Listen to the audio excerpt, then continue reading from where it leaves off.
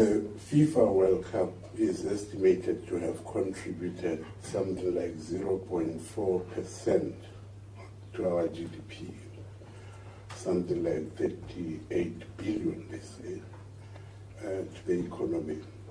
So sport in that sense makes a huge contribution. But apart from that, you've got to dissect it into different sectors. It creates jobs, temporarily and permanently. You have people who, you have to do some constructions of stadiums. You have to employ people who would service people in hotels. All that is huge benefits. Of course, you don't have this kind of events all the time, these mega events, and I think Africa has to struggle all the time because sometimes we don't have an advantage in lobbying for these mega events, which brings in a lot of money. And so what we should be advocating now is how much we can advantage African countries. I'm sorry, is that me?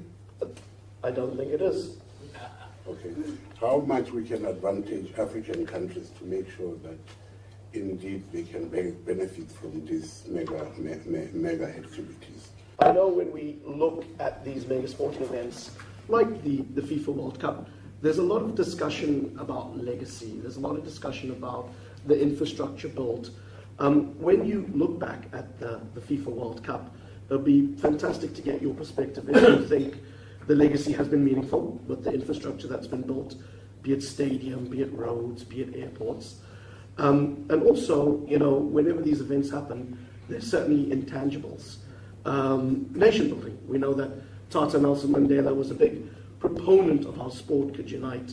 His relationship with former Springbok captain Francois Pienaar is one that is very, very, very well known, obviously immortalized in the movie Invictus.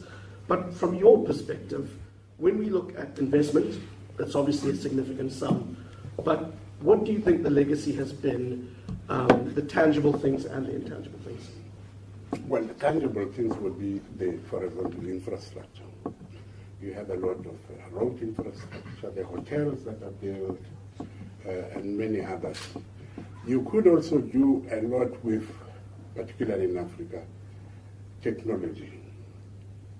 If you recall what Qatar World Cup did, was something amazing, in that they could build a stadium which they could collapse immediately after and take it to a country that needs one. So that you don't have elephant stadiums, what do you call them, stadiums which cannot be used. The white elephants, yes.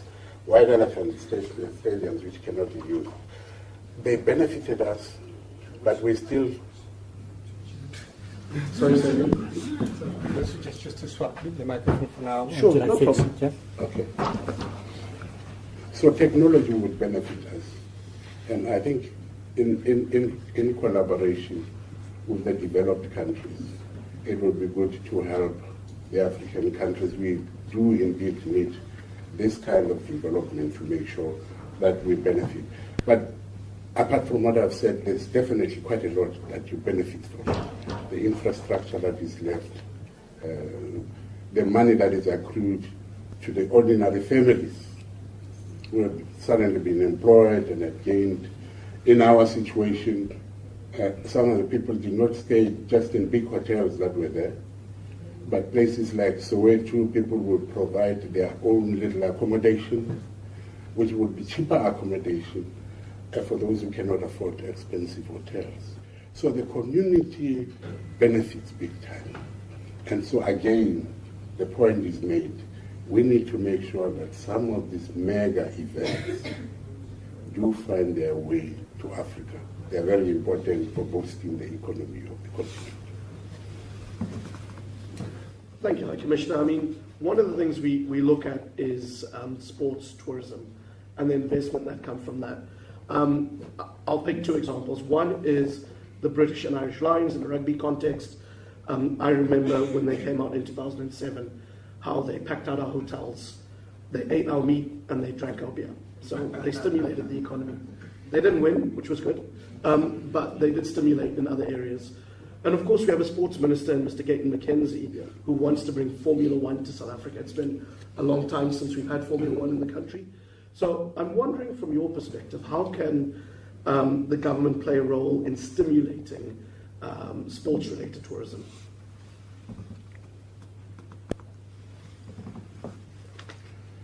I was in South Africa when we had the e-Formula. It was a huge event. It's the future. It focuses on clean energy, and that's the future, not just for South Africa or the African continent, but the world at large. Quite a lot of people come. We had to shut down Cape Town. The roads, everything, literally speaking. It inconvenienced the people in Cape Town for that time, but they benefited hugely in terms of what it brought, the billions that it brought to the country. So tourism, sport tourism and other, are a huge incentive. I think what we need to do, just as we are uniting in Africa in other sectors, in the economy, we talk about creating the Free Confederation of African Trade Union. We need to intensify in the area of sports as well to make sure that we can collaborate, because as long as we approach this issue of sport in a fragmented way, we have a serious problem. United, we have a better chance of competing with everyone. So I've got a lot of questions down here, but what we're going to do is we're going to open up to the floor just after I ask you this one, so we can get some engagement. I host a podcast called On the Whistle. We like to say we're around the virtual brine, so you here are around our virtual brine. We want to hear from you. So an important role that South Africa plays on the continent, and I wanted to get your thoughts on South Africa playing a leading role in Pan-African sports diplomacy efforts. Why is that important for the country? You heard from the Ghanaian coordinator that we, as South Africa, I think we look at being inclusive, to work together with our brothers. We don't want to assign ourselves the role of leadership if it is not. It is something that we all need to sit down and work. And so the associations we have in the continent needs to work collaboratively to make sure that we were able to benefit the entire Africa. We were very pleased as South Africa, the extent to which we got a lot of support from Africa. And Africans will always be happy for something that happens in Africa, be it in South Africa, be it in Ghana, be it everywhere. And so we need to promote Africa as a continent. If that is leadership really must emphasize the role we can play in coordinating Africa as a whole and making sure that Africa can compete equally, equitably, as compared to other continents as well. Otherwise, we will always be left behind. Thank you, Commissioner. Let's go to the floor for a few questions. Just raise your hand. Front row lady over here with the fancy shoes. Over to you. I'll amplify. Thank you. Good morning, Ambassador. How are you? Fine, how are you? Good, very well, thank you. I must declare I'm Nigerian, so therefore we have made AFCON 25, thank goodness. But what I'd like to ask, I should probably declare my interest. I'm the former Chief Operations Officer for the Confederation of African Football. So I've just spent the last few years being very hands on the ground. Unfortunately, we didn't do any events in South Africa, but across the rest of the continent. Too quick. We should invite you to do something. Well, my president was your Patrice Mosepe, so he purposely kept us away, but I understand why. But can I ask, I have two questions. The first one is, in my experience, federations obviously always have challenges because of their budget. So private sector investment, whether it comes from corporates or others, are the way forward. How do you feel that across the continent we could stimulate those organisations, whether they be brands, whether they be development banks, funds, etc., in order to invest in sport and see it as a viable vehicle for moving things forward? Well, I think the advantage that South Africa has had in drawing attention to sports has been because of the involvement of the private sector. Government in the continent, not only in South Africa alone, would have a very serious problem because of the massive amounts of monies that are involved. And so you have to rely on private companies.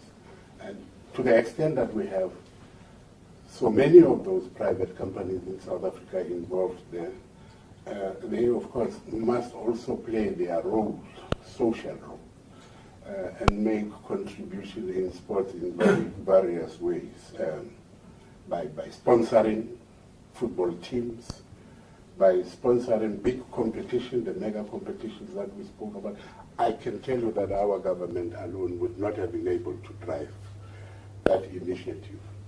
And so, yes indeed, we have to encourage the involvement of the private sector. They cannot just focus on their profits. They must also have a social obligation to contribute to sports.